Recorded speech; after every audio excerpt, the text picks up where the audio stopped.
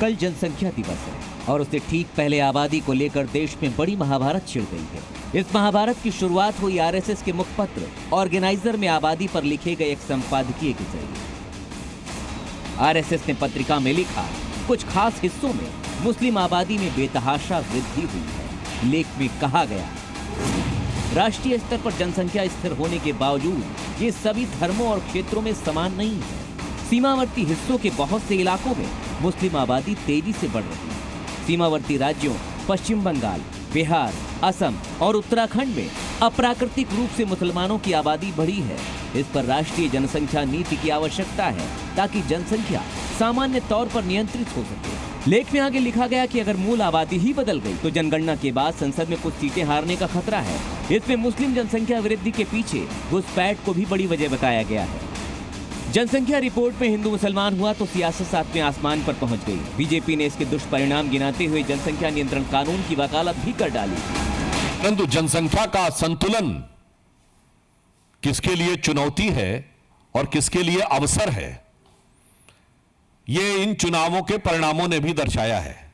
आप सबको ध्यान है कि इस हाल में संपन्न लोकसभा चुनाव में सबसे बड़ी जीत, सबसे बड़े मार्जिन की जीत कहां से दर्ज हुई है? सबसे बड़े मार्जिन से असम की धुबरी सीट से कांग्रेस के रकीबुल हसन 10,25,000 के अंतर से जीते हैं। कानून ऐसा बने जो ना माने उसको सरकारी लाभ से वंचित कर देना चाहिए और उसे वोटिंग राइट भी समाप्त कर देनी चाहिए। ऐसा कड़ा कानून बने, मेरी ये इच्छा है।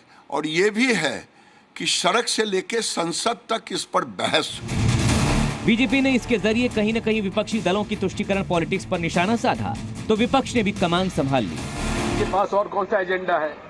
नफरत फैलाना, लोगों के बीच में वैमनस्यता पैदा करना, झूठे आरोप लगाना, झूठी खबरें लगाना।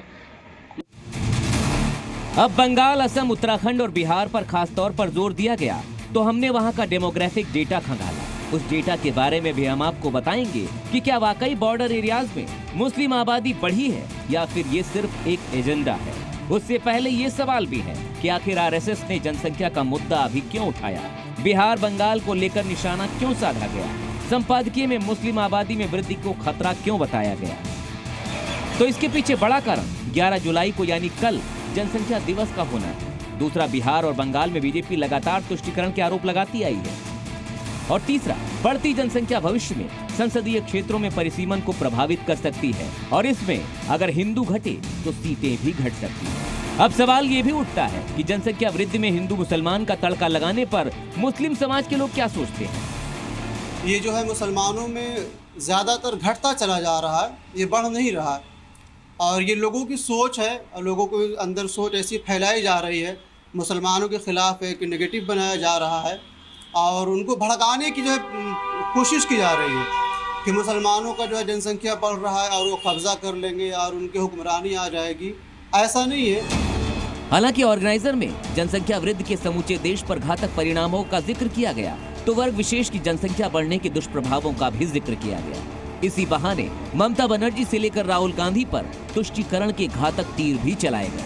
खासकर ममता बनर्जी के शासन में तजमुल और जेसीबी की हरकतों से लेकर वहां हुई टीएमसी कार्यकर्ता के हाथों महिला की पिटाई जैसे मुद्दों के जरिए निशाना भी साधा गया।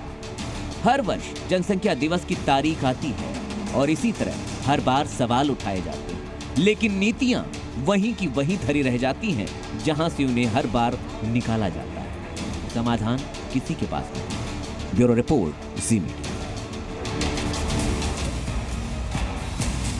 अब आरएसएस के मुखपत्र में 4 राज्यों का मुखरता से जिक्र किया गया। उनमें से 3 की डिटेल्स मैं आपको दिखाने जा रहा हूं आपके सामने। उसके अलावा हम यहां उत्तर प्रदेश के आंकड़े भी आपके लिए लाए हैं। इन आंकड़ों को ध्यान से देखिएगा जरा और आंकड़ों को एक एक करके गिनते जाए। साल 2011, 2091 से लेकर पश्चिम बंगाल में जो बढ़ोतरी होती है वो 27.1% होती है। 2011 में जो आबादी थी, 1991 में ये आबादी 23.61%। यानी पश्चिम बंगाल के अंदर जो बढ़ोतरी हुई है ये 3.40% अगला स्टेट बिहार। बिहार में 2011 में जो आंकड़ा रहा वो 16.87%, 14.81% उससे पहले दर्ज किया गया था। उसके बाद बिहार का आंकड़ा जो कुल मिलाकर के बढ़ा वो 2.06%। उसके बाद आबादी के लिहाज से सबसे बड़ा प्रदेश उत्तर प्रदेश, जहां 2011 के सेंसेक्स के मुताबिक 19.26 आबादी थी, लेकिन उससे पहले 1991 में 17.33% की आबादी। ये कुल आबादी यहां बढ़ी वो 1.9%। उत्तराखंड जो उत्तर प्रदेश से टूट करके बना, यहां पर भी 2% की बढ़ोतरी देखी गई, लेकिन वो आंकड़ा 2001 और 2011 यानी वहां डेमोग्राफी बदलती हुई दिखाई दे रही है। इन 10 सालों के अंदर मुस्लिम समाज पर आबादी बढ़ाने के आरोप नहीं लग रहे। जी न्यूज़।